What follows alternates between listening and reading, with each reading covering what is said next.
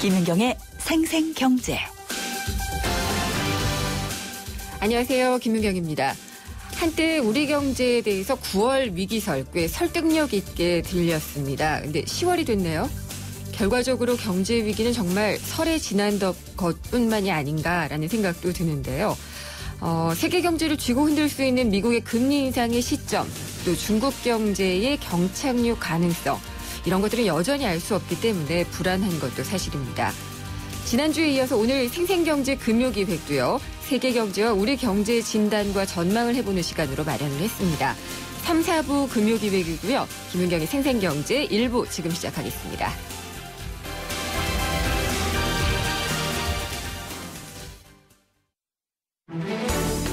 발빠르게 전하는 증시 마감 시황.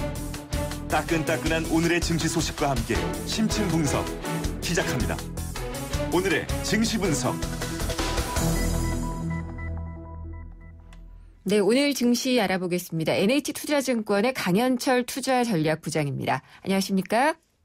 네, 안녕하십니까? 네, 오늘 금요일 시장은 어떻게 끝났나요? 일단은 금요일 날은 사실 주시장이 계속 말씀드린 거지만 별로 분위기가 좋지는 않은데요. 네. 이번 주는 연휴가 좀 끼긴 했지만 연휴 이후인 수요일하고 목요일장은 그래도 좀 약간 오름세로 끝나면서 그렇죠. 장중한테 2,000선까지 급접을 했었는데 예. 주 후반에는 올해 좀 약한 모습을 보였습니다. 오늘 같은 경우에 코스피는 한 9포인트 빠져서 1,960포인트로 마감을 했고요. 반대로 또 코스닥은 이번 주 내내 좀 부진한 모습을 보였는데 금요일인 오늘 하루는 외국인 순매수에 좀 버팀목이 되면서 네. 소폭 오른 1포인트 정도니까 많이 오른 건 아니지만 거래소가 빠진 데에 비해서는 선방하면서 마감을 했습니다. 뉴욕 증시 움직임이랑 좀 비슷하네요. 다우존스가 약간 하락했고 나스닥이 조금 올랐고요. 예. 네, 요즘 미국 증시나 이런 쪽은 약간 소강 국면을 좀 보이고 있고요. 네. 주시장에서 가장 좋은 뉴스가 10월 1일부터 10월 7일까지 중국이 이제 연휴로 주시장이 예. 쉬고 있는데 네. 중국이 쉬니까 그나마 당분간 중국발 악재는 없을 거다 이런 얘기까지 들리고 있습니다. 그러니까요. 가장 좋은 뉴스가 중국장이 쉰다는 거니 얼마나 불안했을까 그동안 이런 생각이 좀 들기는 하는데요. 그럼 오늘 시장에서 좀 움직임이 눈에 띄는 종목이나 업종이 있었나요? 사실은 이제 최근에 주시장에서 가장 그래도 각광을 받거나 수급적으로 좀 우위를 보였던 게 자동차 관련주였습니다. 예. 유럽의 폭스바겐의 어떤 그런 문제로 인해서 국내 자동차가 좀 반사이익을 가질 거라는 부분, 또 연휴를 쉬고 왔더니 의외로 국내 자동차 회사들이 미국이나 중국에서 8월 달에 이어서 9월에도 자동차 판매가 많이 늘어났다는 호재로 인해서 좀 가격적인 상승을 좀 보였고, 오늘도 주가는 많이 오르진 않았지만 외국인들이 자동차나 자동차 부품주를 좀 많이 사들이는 모습은 눈에 띄었습니다. 다만 이제 다음 주부터가 3, 4분기 실적 시즌이라고 불리는데 네. 실적이 이번에도 아마 이제 주로 우리가 얘기하는 수출 기업들, 조선이나 철강이나 이런 쪽이 상당히 좀 안 좋을 것이라는 부분들이 애널리스트들의 이제 실적 업데이트를 통해서 계속 좀 밝혀지면서 네. 수출주 중에서 이제 좀 실적이 안 좋을 것으로 보이는 업종이나 종목군들이 미리 주가가 먼저 빠지는 모습을 보였습니다.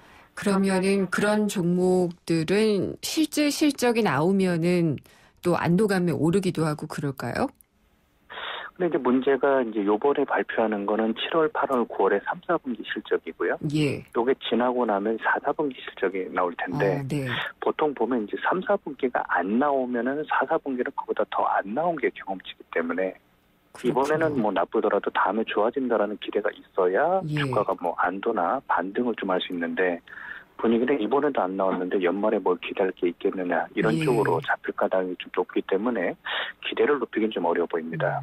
제가 조금씩 희망적인 질문을 드렸는데 다 좀 시니컬하게 답변을 주신 것 같아요. 그러니까 시장의 전망 자체가 약간 좀 불투명하기 때문이겠죠?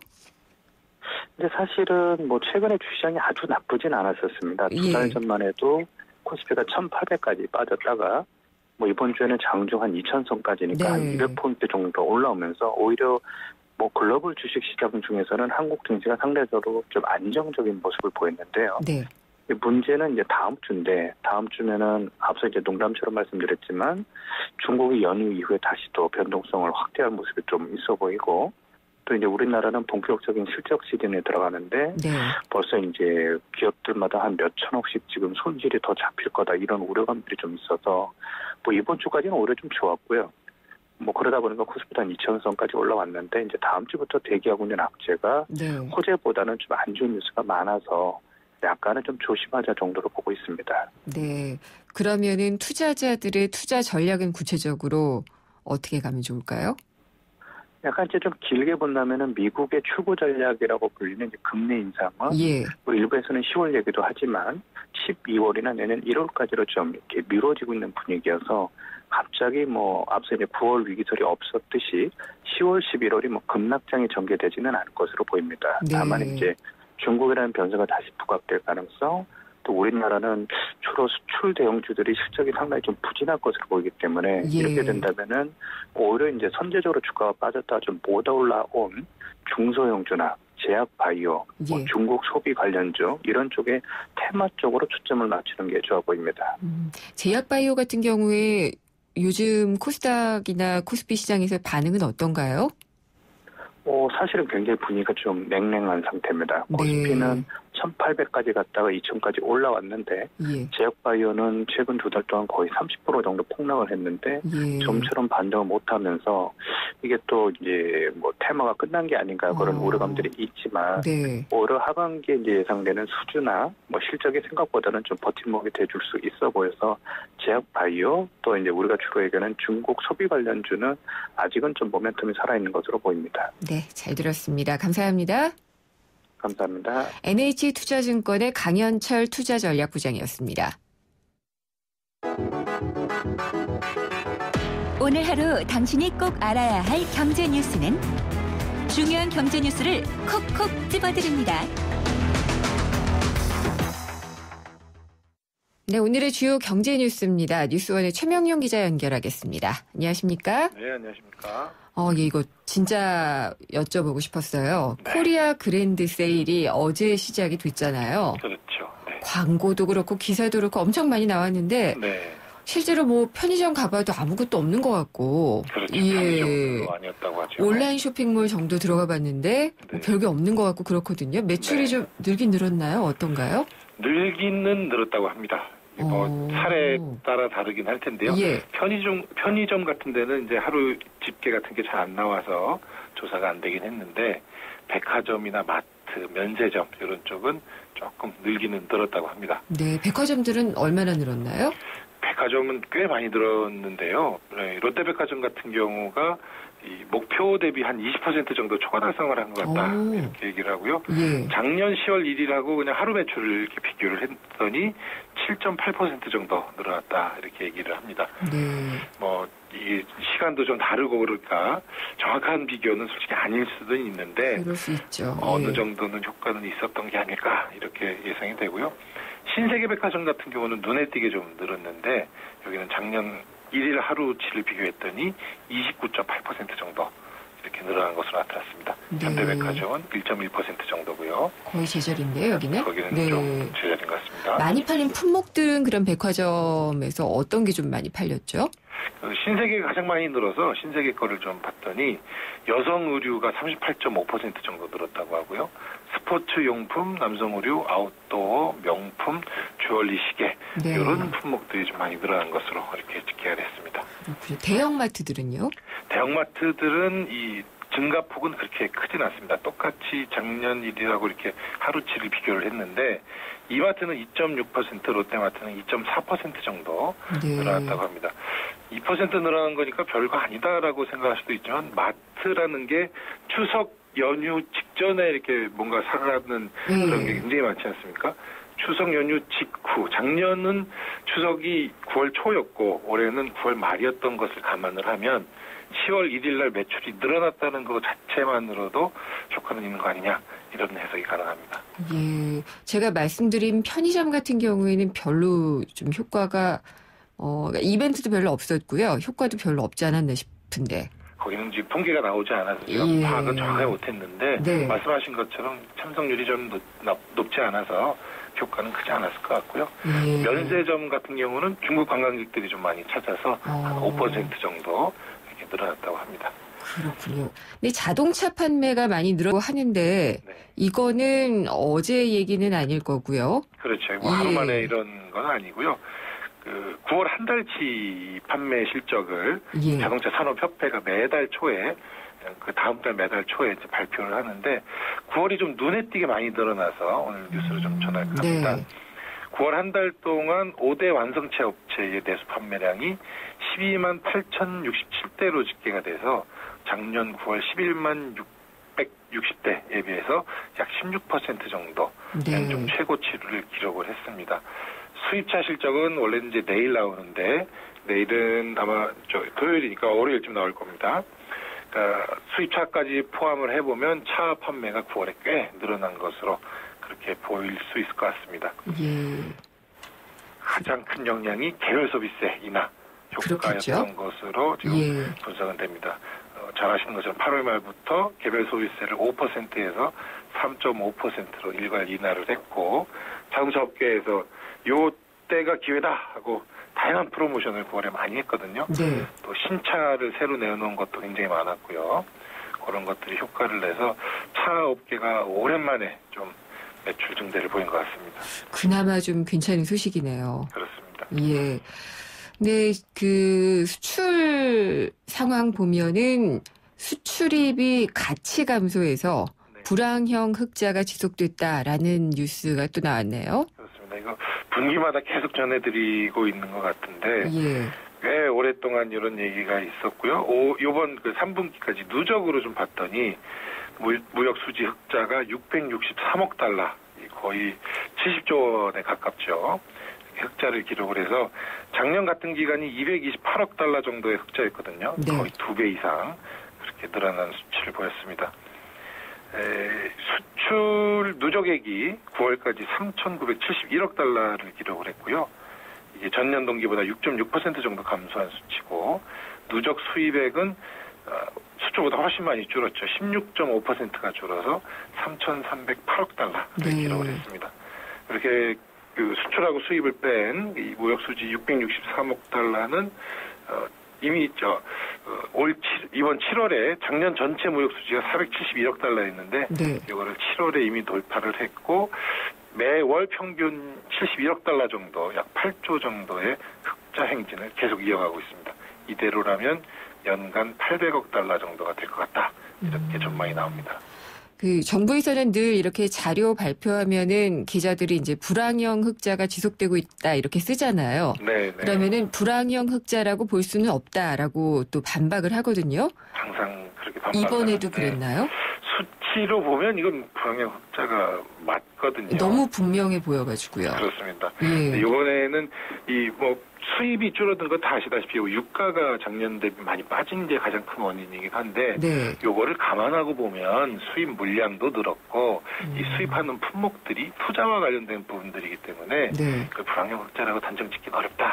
이런 게 정부의 해명이긴 한데 예. 수치적으로는 딱 말씀하신 것처럼 이 수입액이 더 크게 줄어든 게 불황형 흑자의 전형적인 모습이죠. 네. 이거를 좀 더 활성화하는 모습이 필요하겠고요.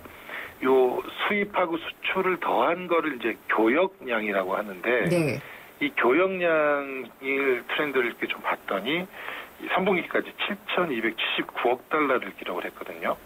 네, 올해 초에 정부의 목표는 교역량 1조 달러가 목표였습니다. 아유, 어렵겠네요. 요게 이 남은 4분기 동안 예. 한 2,800억 달러 정도의 교역이 있어야 1조가 달성이 되는데 3분기까지 분기 평균 이 교역량이 2,400억 달러 정도였습니다. 그러니까 네. 400억 달러 정도의 뭔가 큰 이 교역이 있어야 되는데 지금 상황에서는 뭔가 딱히 눈에 보이질 않아서 쉽지 않은 것 같습니다. 네.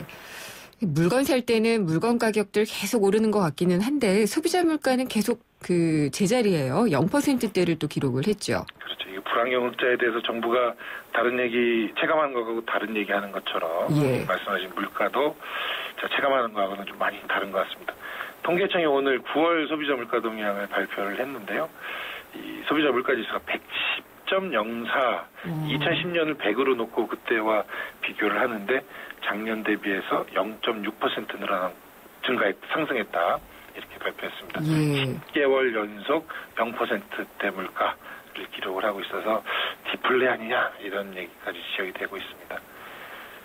주류나 담배값, 담배값 작년에 올랐으니까 그게 가장 크게 좀 영향을 미쳐서 이게 0.59% 정도 포인트를 이 물가 상승에 영향을 미쳤거든요. 요거를 빼면 사실상 물가는 오른 게 없는 것처럼 이렇게 나타납니다. 음식이나 숙박이 0.3%포인트, 교육 0.19%포인트, 이런 정도 상승을 했고요. 반대로 교통비라든가 주택, 수도, 전기, 연료 이런 쪽은 물가 하락 요인으로 이렇게 나타났습니다. 연료는 이해가 돼요. 유가도 내렸고. 네. 예, 그렇긴 한데 교통은 어떻게 재는 거죠? 여기도 연료값이 들어갈까요? 그런 것들이 좀 포함이 될 테고요. 예. 자가로 운전하는 이런 부분도 있을 테고요. 이런 물가라는 게 여러 가지 항목을 뽑아서 그 대표 항목의 이 가격 추이를 보는 거거든요. 네. 이게 정확하게 버스비가 올랐기 때문에 교통비가 오른다. 이렇게 나타나지는 않는 것 같습니다. 그렇군요. 여전히 정부는 디플레는 아니다. 우려할 만한 수준은 아니다라고 얘기를 했나요? 당연히 그런 얘기를 하죠. 네. 석유류 같이 빠진 게 가장 큰 영향이고 이런 농산물이나 석유류를 제외한 근원 물가 상승률은 2.1%였다. 네. 이런 얘기를 하면서 디플레 우려는 아니다. 이런 얘기를 하고는 있습니다. 닭고기 좋아하세요? 닭고기, 치킨의 맥주는 정답이죠. 치맥. 예, 치맥 좋아하시는데 이 닭값은 떨어지고 있는데 치킨값은 요지부동이다. 네. 이런 얘기가 또 있어서요. 그렇습니다. 참 안타깝습니다. 이 치킨 정말 싸게 맛있게 잘 먹으면 좋을 것 같은데요. 그러게요. 대한양계협회의 자료를 물가감시센터라는 곳에서 분석을 해봤더니 그러니까 지난 5년간 평균 이 도매의 닭값, 산지 닭값이 1.6kg 기준으로 2010년 1,899원에서 올해 상반기에는 1,627원으로 오히려 14% 정도 내려간 것으로 이렇게 조사가 됐습니다. 네. 그런데 매년 이 프랜차이즈 유명한 닭들은 18,000원, 19,000원, 20,000원까지 이렇게 가격이 점점 오르고 있어서 이거 좀 이상한 거 아니냐 이런 문제 제기를 하고 있습니다. 원료값은 떨어지는데 이제 다른 게 오른다라고 설명을 하겠죠, 업체 측에서는요? 그렇습니다. 유통비라든가 인건비, 관리비 이런 게 늘어난다 이렇게 얘기를 하고 있는데요. 지금 말씀드린 이 닭값이 1.6kg 기준이거든요. 프랜차이즈에서 닭 한 마리 시키면 그게 730g 정도를 한 마리로 이렇게 판매를 한다고 합니다. 그러니까 그래요? 1,800원, 1,600원이 아니고 사실은 한 800원 정도가 이 닭의 원가인 거고요. 여기에 보장비, 재료비, 인테리어비 이런 게 포함이 돼서 19,000원, 18,000원 이렇게 판매를 하고 있습니다. 이걸 제대로 투자를 하고 제대로 팔았다면 문제를 좀 제기할 필요가 없을 텐데 프랜차이즈 본사의 수익성은 꽤 많이 지금 뛰고 있다고 합니다. 네. 약 16, 영업이익률로 따졌을 적에 16에서 한 32%까지 프랜차이즈 본사의 이익률이 나타나고 있다고 하는데요. 네. 피자 프랜차이즈의 이익률이 브랜드에 따라서 1%, 또 다른 브랜드는 7% 정도고 제조업체들 평균 이익률은 4.5% 정도거든요. 그에 비하면 지나친 폭리다 이런 지적입니다. 알겠습니다. 잘 들었습니다. 감사합니다. 고맙습니다. 뉴스원의 최명용 기자였습니다.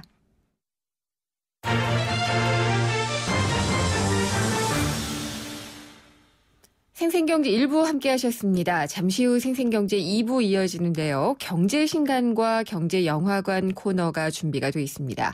경제신간에서는요. 현재 글로벌 경제위기의 전체적인 흐름을 볼 수 있는 제국의 충돌이라는 책을 소개해드리려고 합니다. 독일과 중국, 미국의 이 환율 전쟁에 대해서 날카롭게 분석을 하고 있다고 하니까 저도 궁금한데요. 다들 귀 기울여 주셨으면 좋겠습니다. 경제영화관에서는요. 개를 훔치는 방법이라는 영화를 통해서 슈바베 지수 알아보도록 하겠습니다. 잠시 후 2부에서 뵙겠습니다. YTN 라디오 캠페인 물 없는 한라산, 물 없는 제주 바다를 상상할 수 있나요? 제주의 아름다운 자연과 풍경은 깨끗하고 건강한 물이 있기에 가능합니다. 제주를 아름답게 만들어주는 건강한 물은 우리의 몸과 마음도 아름답게 만들어줍니다. 건강한 몸과 마음을 지키는 일. 아름다운 물을 사랑하고 지키는 일에서부터 시작됩니다. YTN 라디오 아름다운 물 캠페인은 제주특별자치도 개발공사와 함께합니다. 우리 경제의 민낯을 한꺼풀 벗겨보는 경제 뉴스. 경제를 위한 새로운 시각. 김윤경의 생생경제. 금요일 생생경제 2부는 퀴즈로 시작합니다. 생생상식 퀴즈는 아니 경제상식 퀴즈가 준비가 되어 있는데요. 오늘의 퀴즈 보내드리도록 하겠습니다. 이것은요, 각기 다른 두 나라가 자국의 통화를 거래를 통해서 교환할 때 사용하는 비율을 이야기합니다. 달러원 이것이 몇 원이다라고 얘기를 하면은 1달러에 얼마 우리나라 돈을 교환할 수 있다는 뜻이 되는데요. 이것은 무엇일까요가 오늘의 문제입니다. 보기가 특이한데요. 1번 환율, 2번 이자율, 3번 신율입니다. 하나는 저희 프로그램 진행하시는 분 이름 같은데 보기 다시 드릴게요. 1번 환율, 2번 이자율, 3번 신율입니다. 정답 아시는 분은요, 지금 바로 문자 주시면 됩니다. 짧은 문자는 50원이고요. 긴 문자는 100원이 부과되는 유료 문자고요. 휴대전화 우물정에 0945번으로 보내주시면 됩니다.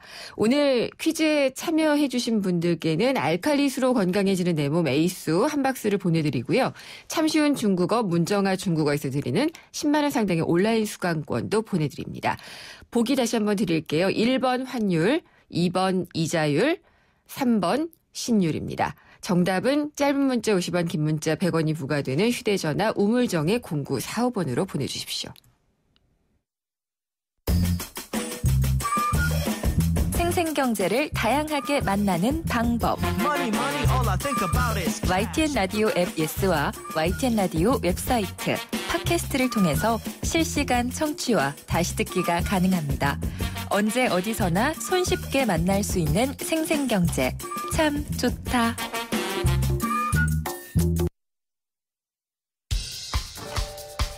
생생경제가 뽑은 이 한 권의 책. 화제의 경제 신간.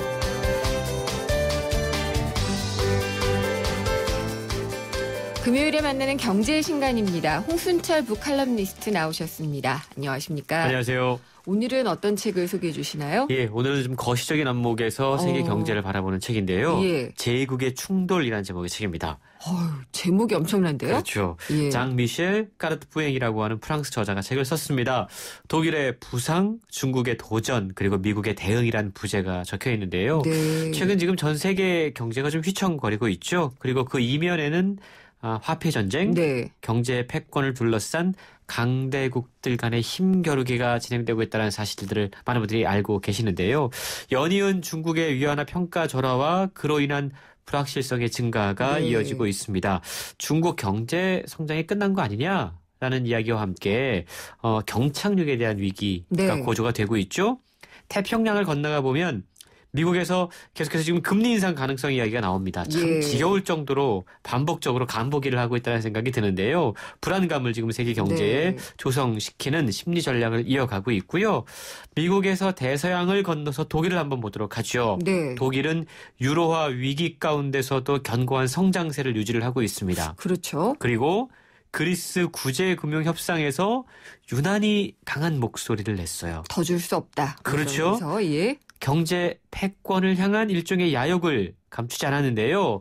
최근 미국에서 시작된 폭스바겐 사태가 이렇게 무섭게 치고 올라오는 독일 경제 패권주의를 향한 미국의 반격이 아니냐라는 예. 분석들이 나오는 이유입니다. 그런 분석이 나오나요? 예, 그렇습니다. 그렇군요. 지금 이게 어수선한 세계 경제 상황이 계속되고 있는데 제국의 충돌, 이 구체적으로 어떻게 일어나고 있는 건지 한번 들어볼까요? 예, 과거에는 제국의 충돌이 군사적으로 무기를 가지고 그랬죠. 진행이 됐죠. 예. 근데 이제 무기를 통해 전쟁이 아니라 화폐 전쟁, 경제 전쟁이 벌어지고 있다라는 건데요. 예. 프랑스의 저명한 저널리스트인 장 미셸 까르트푸엥은 이 책을 통해서 미국과 중국 그리고 독일 사이에서 진행되고 있는 경제 패권 전쟁을 소개를 하고 있는데요.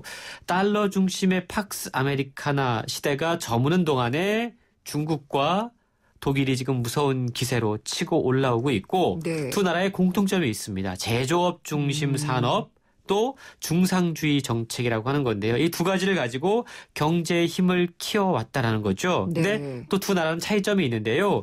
중국은 미국과의 관계에서 뭔가 좀 뭔가 미국을 넘어서서 세계의 패권 국가가 되고자 하는 야심들을 지금 공공연히 드러내고 있습니다. 그렇죠. 뭐 환율 전쟁도 마찬가지고요. 근데 독일은 미국과의 갈등은 최대한 피하려고 하면서 유럽 내의 맹주를 지향을 하고 있는데요. 네. 저자는 겉으로는 그렇게 보이지만 사실 이 나라들의 속을 들여다보면 내심 다른 전략들을 구사하고 있다라고 이야기를 하고 있습니다. 특히나 이제 최근에 불거진 폭스바겐 얘기를 해주시니까 더더욱 궁금한데 네. 책의 내용 한번 들어보겠습니다.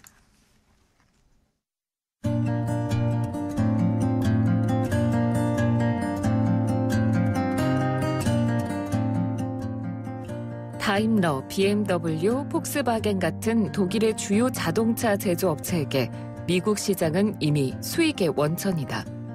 이 업체들은 미국의 현대식 공장을 이전하기도 했다. 가령 폭스바겐은 테네시주에 있는 신규 생산 시설에 40억 달러를 투자했고 BMW는 사우스캐롤라이나주에, 메르세데스는 엘라베마주에 투자했다. 이 세 업체의 경우 미국에서의 판매 증가율이 중국에서보다 더 가파르다. 폭스바겐의 경우 2013년에 60만 대를 판매한 것으로 보인다. 특히 파사트 모델이 많이 팔렸다. 미국 내 고급 승용차 시장의 50% 이상이 독일 대기업 수중에 있다. 이제 메르세데스에게 미국 시장은 독일 시장보다 더 중요한 곳이다. 현재 이들은 미국에서 판매하기 위해 미국에서 생산한다. 하지만 미래에는 전 세계에서 판매할 제품을 미국에서 생산하기를 희망한다. 미국 공장은 현대화됐다. 특히 달러로 표시된 시간당 노동 비용이 유럽보다 현저히 낮아서 미국 시장뿐만 아니라 유럽, 더 나아가 아시아 시장에서 판매할 제품도 미국에서 생산할 수 있을 것이다.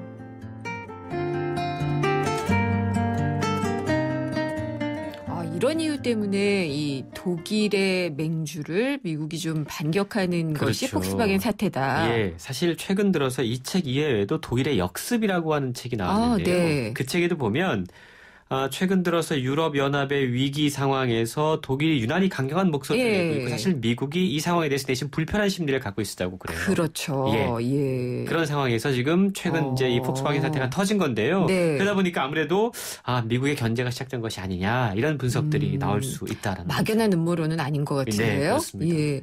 중국 얘기도 해봐야 될 것 같은데 중국은 지금 저희 오늘 시황 전해주시는 분께서도 중국 시장이 노는 것이 우리 시장의 최대의 호재다라고 얘기를 하셨어요. 그렇죠. 그만큼 불안하다는 맞습니다. 뜻인데. 예. 중국이 한때는 세계의 공장이라고 불렸잖아요. 그렇죠. 전 세계의 글로벌 기업들이 다 몰려가서 값싼 노동력을 찾아서 이제 거기서 공장을 이전을 했는데요. 이 책은 중국 기업들이 얼마나 고도의 선택적 전략을 사용했는지 최근 들어 증명이 되고 있다. 중국 아직 성장세가 가능하다라고 이야기를 하고 있는데요. 네. 중국이 4단계 전략을 썼다고 그럽니다. 어떻게 해요? 우선 다국적 기업의 유명 상품을 단수 생산해요. 이게 1단계입니다. 네. 세계 글로벌 기업들이 공장을 거기다가 짓죠. 그래서 기술을 맞습니다. 익히죠. 그리고 국내 시장을 겨냥한 제품을 생산합니다. 2단계였고요. 3단계는 수출과 해외 기업 인수를 통해서 해외 시장에 진출을 하고 4단계가 순수 중국 브랜드가 세계 시장을 장악하는 시나리오를 미리 전략적으로 갖고 있었다라는 거예요. 휴대폰 단말기 같은 게 막 머릿속에 떠오르는데요. 그렇습니다. 최근 중국 기업들 무섭거든요. 그렇죠. 제가 굳이 회사 이름을 거론하지 않아도 얼마나 중국 기업들이 무서운 성장세를 보이고 있는지 세계 시장에서 확인할 수가 있는데요. 중국은 과거 저임금과 유연한 노동력에 기반한 세계의 공장 역할에서 벗어나서 이제는 세계 시장에 자신들의 물건을 갖다 파는 일종의 중국의 역습이 지금 진행되고 있다라고 저자는 분석을 하고 있습니다. 독일의 역습이 아니라 중국의 역습이네요. 네. 근데 이 독일이 사실은 유럽 내에서는 맏형이에요. 그렇죠. 제일 큰 나라고 그래서 이제 해결사로 나설 수밖에 없는 상황이고 그런데 여기서 독일이 이제 미국과 견줄 만한 경제 대국으로서 분석이 맞습니다. 잘 되고 있는 것 같아요. 사실 유럽 연합이라고 하면 예. 과거에는 유럽 연합의 강대국 그럼 프랑스, 영국 뭐 이렇게 독일 같이 거론이 됐어요. 아, 유럽 연합에는 영국은 그렇죠. 안 들어가 있고. 연합에는 들어가 있고 어쨌든, 유로존이 아니죠. 예. 목소리를 낼 때 보면 네. 항상 이 영국이 어떤 목소리를 내나 네. 프랑스가 어떤 목소리를 내나 귀를 기울였는데 지금은 최근 유럽 연합의 위기 사태라든가 시리아 난민 사태에서도 보면 세계가 다 독일이 독일만. 어떤 결정을 하나를 네. 지금 보고 있거든요. 그렇네요. 그만큼 독일이 얼만큼 지금 무섭게 성장을 해왔는지를 확인해 볼 수 있는 건데요. 제가 아까 예. 독일의 역습이라는 책 잠깐 말씀드렸잖아요. 네. 그 책이 한스 쿤드나디라고 하는 영국 버밍엄 대학교 독일 연구소의 선임 연구원이 쓴 책인데 여기에도 보면 독일이 군사나 안보가 아닌 경제라는 신무기를 가지고 세계 평화의 새로운 위협으로 등장하고 있다고 이야기해요. 2차 세계대전 때를 방불케 하는데요. 그렇죠. 예. 유럽연합의 가장 큰 수혜자이면서 지금 유럽연합이 위기에 처하자 자신들의 과거는 싹 잊은 채 지금 네. 너무 강경한 목소리를 내고 있다라고 이야기를 하고 있는데 오늘 소개해드리는 책의 저자인 장 미셸 까르투프엥 역시 그 책과 맥을 같이 하는데요. 유로와 통합을 통해서 단일 통화와 관세 동맹으로 묶인 이후에 사실 유럽의 상당수의 국가들이 독일의 든든한 수출 시장이 되어줬다는 겁니다. 그렇죠. 그러니까 수출 경쟁력이 약한 나라들의 부를 흡수를 해서 독일이 성장했는데 지금 그런 나라들을 대상으로 경제 패권을 휘두르고 있는 건 문제가 아니냐. 독일은 철저히 자국 산업 보호와 수출을 중요시하는 중상주의 전략하에 움직이는데 네. 이러한 전략들을 쓰는 이유가 제국주의적인 어떤 음모들을 피해가면서 자연스럽게 네. 경제적인 계산기를 두드리고 있다는 겁니다. 그러면서 독일이 웬만하면 미국, 중국, 러시아와 잘 충돌하려고 하지 않거든요. 네. 이게 바로 이 독일의 고도의 전략이다. 라고 또 저자는 이야기를 하고 있는 유럽을 거죠. 보호해주는 척하면서 맞습니다. 예, 누릴 것은 다 누린다. 그렇죠. 사실 그래요. 유로화라는 것이 도입되면서 가장 수혜는 경제대국인 독일이 다 받죠. 맞습니다. 예. 아, 정말 근데 이렇게 하니까 제국의 충돌이라는 제목이 확 들어오는데 우리나라는 그럼 이 속에서 어떻게 생존해야 되나요? 참 힘든 질문인데요. 예. 이 책은 중국의 급부상과 독일의 귀환에 대해서 우려하면서 저자가 프랑스 출신 저자라고 말씀드렸잖아요. 프랑스는 어떻게 대처해야 될 것인가에 대한 질문을 하고 있거든요. 물론 중국의 경우에는 위험 요소가 상존합니다. 예. 인구 성장률 감소, 고령화, 심각한 환경오염, 부패, 인재 유출 이런 문제들을 안고 있고 독일은 서서히 독일의 야욕이 드러나면서 유럽 내에 주변 국가들로부터 원성을 사고 있고 양의 탈을 쓴 늑대다. 네. 뭐 이런 이야기 들으면서 미국으로부터 지금 알겠습니다. 견제를 받고 있는데요. 예. 이런 상황에서 과연 우리는 어떤 길을 선택할 것인가. 정말로 진지하게 한번 생각을 해봐야 되는데 네. 탈산업화의 길을 걷지 않도록 해야 된다. 알겠습니다. 라는 지적을 하고 있습니다. 시간이 여기까지다. 여기 들어야 될 것 같고요. 책을 한번 읽어보겠습니다. 말씀 감사합니다. 네, 감사합니다. 홍순철 북칼럼니스트였습니다. Una risposta a tutto. Se voglio fare contento, Totò, ora ti conto una cosa.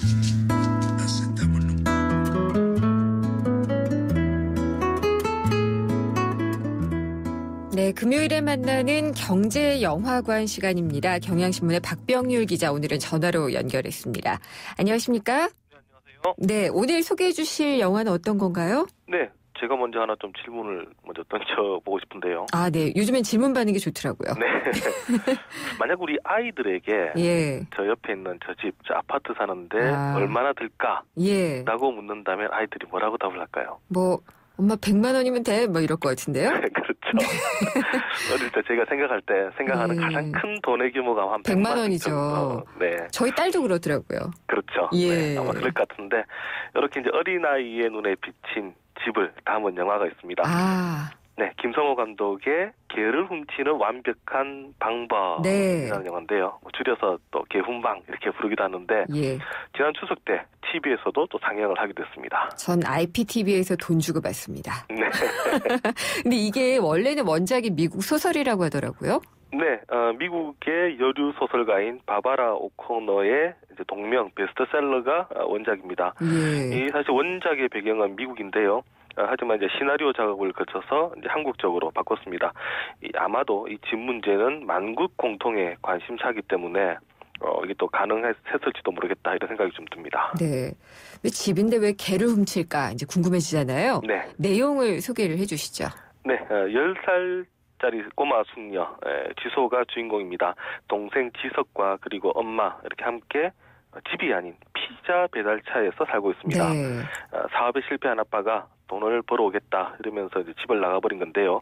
엄마는 딱 일주일만 이 차에서 살자 이렇게 했는데 벌써 한 달째입니다. 그런데 조만간 지소의 생일이 다가오는데 생일에 친구들이 집에 찾아오겠다 이렇게 해놓은 상태입니다. 지소가 우연히 부동산에서 평당 500만 원짜리 이렇게 광고가 되어 있는 집을 보는데요. 예.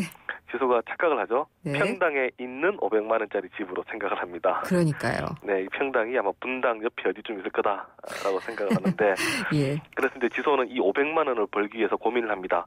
그러다가 이제 개를 훔치자까지 결론에 이르는데요. 이 개를 훔친 다음에 사례금으로 500만 원을 받자 하는 생각입니다. 목표물은 고급 레스토랑 마르셀의 주인인 한 노부인이 갖고 있는 개 원리입니다. 예, 엄마가 거기서 일하죠. 그렇습니다. 네, 그래서 그 개를 보고 저거야 라고 딱 찍더라고요. 네. 그러면 경제 이야기는 뭘까요? 이게 개를 훔쳐서 얼마를 버나 뭐 이런 얘기는 아닐 거고요. 네, 집값에 대한 이야기인데요. 예. 사실 집값이 비싸서 집을 못 구하는 것 아마 이런 이제 지소의 얘기만 아닐 텐데. 우리들의 얘기죠. 네, 예. 지금 집값 또 전월세 가격 지금 크게 치솟으면서 많은 고민들이 있습니다. 이런 부분들 경제적으로 이제 지표적으로 계량할 수 있는 게 있는데요. 이것은 이제 슈바베 지수가 좀 대표적인 그런 지표입니다.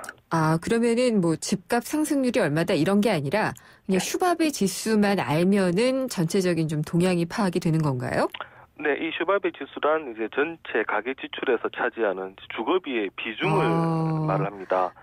그러니까 집값이 많이 오르면 슈바베 지수가 높을 수밖에 없고요. 이게 높을수록 그만큼 살기가 어렵다라는 얘기인데 네. 여기서 말하는 주거비에는 월세와 그리고 수도요금, 난방비, 관리비, 그리고 주택 유지비, 수선비, 또 상하수도, 폐기물 처리비 이런 것들이 모두 이제 포함이 됩니다. 네. 은행에서 돈을 빌렸다면 이 이제 집을 사는 데 필요한 그 대출금에 대한 이자까지도 포함되고요. 네. 이렇게 이제 전체 지출에서 차지하는 주거비이기 때문에 이 엔겔 계수와 또 이제 한 번씩 비교가 되는데요. 이제 엔겔 계수는 이제 전체 지출에서 차지하는 그런 식료품의 비중이죠. 네, 그게 비슷한 게 엔겔 계수도 높으면은 이게 저소득층일 경우에 더 높은 경우가 많이 있잖아요. 그렇죠. 슈바베 지수도 저소득층일수록 주거비를 부담하는 비중이 많은 것으로 나타나죠. 네, 그렇습니다. 이 전체 지출에서 차지하는 주거비 부담, 저소득층일수록 커진다라고 밝히는데요. 이제 이것을 또 슈바베 법칙이다라고도 말합니다. 이게 사실 그럴 수밖에 없는 게 이게 다른 것은 우리가 돈을 다 줄여도 의식주는 줄이기가 힘들지 어렵죠. 않습니까? 네, 특히 먹는 것, 또 자는 것 이런 것은 뭐 어떻게 우리가 줄일 수가 없는 부분이니까. 일단 저소득층이 되면 이제 이 부분에서 이제 가격이 올라갈 때 지출 부담이 클 수밖에 없습니다. 단순히 우리가 생각을 해보면 사실 고소득층의 경우에 이 절대 금액으로 보면 주거비에 쓰는 돈이 당연히 더 많습니다. 네. 하지만 이제 전체 지출액에서 보면 이 비중은 떨어질 수가 있는데요. 뭐 예를 들면 이제 연봉 한 10억 받는 사람이 10억 원 집에 사는 것과 연봉 3천만 원을 받는 사람이 2억 원 집에서 산다. 이렇게 가정을 해보면 아무래도 이 10억 원 집에 사는 사람의 지출이 확실히 크긴 할 겁니다. 뭐 관리비도 더 많이 나갈 거고요. 뭐 주택 유지비라든가 난방비 더 나가겠지만 하지만 이런 고소득자는 주거비 외에도 교육비라든가 문화오락비, 잡비 그리고 이제 저축 등도 이 규모가 크기 때문에 상대적으로 주거비 비중은 떨어집니다. 네. 이 앞서 말씀하신 것처럼 이제 엔겔 계수, 엔겔 지수, 요게 이제 고소득자의 경우 낮은 것도 사실 같은 이유입니다. 이 독일의 통계학자 슈바베인데요. 1868년 그 베를린시의 가계조사 자료 이것을 분석하다가 이런 경향을 찾아냈다고 합니다. 중요한 거 잘 찾아냈네요. 근데 이 모든 나라가 슈바베 지수가 똑같이 적용되는 것은 아니겠죠? 네, 뭐 나라마다 주거 환경이 다르기 때문에 꼭 그 고소득자가 주거비 비중이 낮다고 이렇게 볼 수는 없습니다. 하지만 이제 우리나라를 비롯해서 이제 대부분 좀 선진국 쪽으로 가는 이제 그런 나라에서는 이런 성향을 따른다라고 보시면 될 것 같습니다.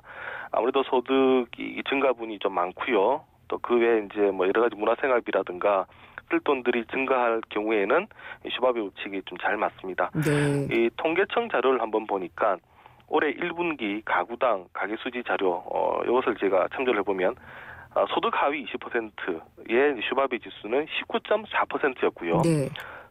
소득 상위 20% 슈바베 지수는 9.8%입니다. 두 배. 예. 두 배 차입니다. 쉽게 설명을 드리면 소득 하위 20%의 경우는 1,000원을 쓸 때 이 중에서 194원을 거주비로 쓰고요. 소득 상위 20%는 1,000원을 쓸 때 단 98원을 거주비로 쓴다. 이런 얘기입니다. 슈바베 지수가 진짜로 이게 삶의 압박이 되잖아요. 네. 예, 뭐 집에 사는 것만 빌려 사는데도 이렇게 많이 드니 막 힘들다 이런 얘기를 저도 하고 다들 하는데 네. 참 그렇죠. 네, 아무래도 이 슈바베 지수가 높을수록 이제 그만큼 쓸 수 있는 돈이 줄어들기 때문에 살림살이 어려울 수밖에 없고요. 이 미국의 경우는 슈바베 지수를 이용해서 이제 보조금을 주기도 하는데요. 이 기준은 이제 25%로 잡고 있습니다. 그러니까 슈바베 지수가 25%라는 말은 자신 소득의 4분의 1을 일단 거주비로 무조건 내놓는다 이런 얘기인데 월 300만 원 봉급을 받는다 이러면 월 75만 원 가량은 무조건 일단 거주비로 어떤 식으로든 지출이 된다 이런 얘기고요. 나머지 돈으로 이제 생활한다는 얘기인데 우리의 경우는 좀 더 어려운 게 여기에서 사실 플러스로 교육비 부담이 들어갑니다. 네. 식비만큼이나 교육비는 참 줄이기가 힘든 그런 항목인데요. 그러다 보니까 거주비와 교육비 이거 다 빼고 나면 뭐 잘못하면 소득의 절반가량이 이렇게 빠져나갈 수가 있는데 이렇게 되니까 살림살이가 더 어려워지게 되는 겁니다. 아이고 절반이면은 괜찮게요? 네, 더 많이 나가겠다죠? 예, 그리고 식비도 점점 외식의 빈도도 높아지고 이러다 보니까 물가도 오르고 그래서 만만치 않아요. 살림하는 게. 근데 우리 슈바베 지수는 지금 전월세난을 생각해 보면은 훨씬 더 많지 않을까. 또 혹은 내 집을 샀더라고 하더라도 은행집인 경우가 많이 있잖아요. 맞습니다. 예, 그러면은 슈바베 지수 계속 좀 높아지지 않았을까라는 생각이 드네요. 네, 안 좋은 게 지금 다 겹치고 있죠. 지금 전월세 가격이 급상승하고 있고요. 특히 최근에 보면 또 전세가 월세로 전환되면서 그 비용에 대한 부담 상승 속도가 더 가팔라지고 있습니다. 여기다가 지금 소득 증가가 또 정체가 되고 있죠. 소득이라도 팍팍 늘어주면 슈바베 지수가 어느 정도 완화가 됩니다만 이 뭐 분자나 분모나 지금 우리가 어떻게 좀 줄일 수 있는 방법이 전혀 없습니다. 요즘 또 전세 가격이 하도 치솟다 보니까 이제는 또 전세와 월세를 섞는 반전세도 많이 나오는데 이 결국 반전세라는 게 월세 얘기 그전에 생각하지 않았던 월세를 지금 더 내는 거니까 부담이 클 수밖에 없고요. 슈바베 지수 아마 올해 지나서 아마 내년쯤 다시 한 번 더 이거 계산해 보면 아주 또 크게 뛸 가능성이 있습니다. 그러니까 올해 1분기에서는 저소득층 그러니까 소득 하위 20% 같은 경우에는 19.4%가 슈바베 지수였다라는 것이죠. 네.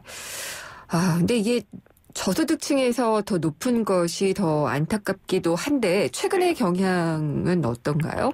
네, 그 최근의 경향을 봐도 지금 저소득층의 증가 속도가 또 빠릅니다. 이 그 지수 자체도 높은데 상승 속도도 지금 빠른데요. 역시 올 1분기 기준으로 한번 보니까 소득 하위 20%의 슈바베 지수가 전분기 대비해서 3.8%포인트가 뛰었습니다. 그런데 이제 소득 상위 20%는 1.9%포인트가 뛰었거든요. 그러니까 이제 이 상승 속도도 지금 보면 소득 하위 20%가 더 빠릅니다. 그만큼 저소득층에서 주거비 부담이 크게 늘어나고 있다는 얘기인데 최근에 보도 보면 2년 만에 다시 전세 계약을 하려고 하니까 한 뭐 1억에서 1억 5천만 원 정도 올려달라. 그러니까 이것을 다 지금 또 월세로 돌린다 이런 얘기가 나오는데요. 그만큼 슈바베 지수가 또 높아진다 봐야 될 것 같습니다. 네, 월세로 내거나 아니면은 점점 더 중심부에서 멀어져 가거나. 그렇죠. 예. 영화에서 그러면 지손에는 어떻게 됐던가요? 네, 뭐 결국 지수가 집을 못 사죠. 못 사죠. 계속 피자 배달차 전전긍긍하다가 또 보면 이제 그 도심 내 빈집을 찾아서 예. 들어가서 살려고 하다가 또 쫓겨나기도 하고요. 지난번 저 글로벌 금융위기 당시에 보면 그때 파산한 미국인들이 사실 집에서 나와서 텐트에서 자는 모습. 예. 네, 외신 타고 많이 전해졌는데 네. 임대료가 지금처럼 오르면 사실 우리나라도 이런 상황 안 벌어진다 볼 수가 없을 것 같고요.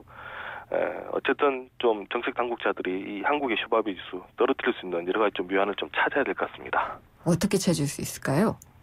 고민을 많이 해봐야 되겠죠. 아니, 근데 주거비 부담을 줄여주는 게 정부의 돈을 직접 투입하는 것도 방법이 될 수가 있을 거고. 네. 예. 일단 뭐 정부는 공공임대 같은 부분도 공급을 늘려주고. 예, 공급 분야에서는 많이 찾고 있는 분야가 있고요. 근데 이제 원체 지금 양적 완화 그다음에 부동산 경기 부양을 위한 조치들을 많이 해놨기 때문에 네. 여기 지금 오히려 이제 투기를 주장을 해서 알겠습니다. 예, 안 좋다는 얘기도 있습니다. 네. 100만 원짜리 집이 있다면 정말 좋겠는데요. 네. 오늘 말씀 잘 들었습니다. 감사합니다. 네, 감사합니다. 경향신문의 박병률 기자였습니다. 김은경의 생생경제 2부 포스코 그리고 마지막 안주 숙취해소 캔디 키스립과 함께했습니다. 잠시 후 3, 4부 금요기획에서는요. 글로벌 경제 특집 두 번째 시간 이어집니다. 미국의 기준금리 방향 그리고 글로벌 경제 전망을 해보도록 하겠습니다. 내시 뉴스 듣고 생생경제 3부에서 뵙겠습니다.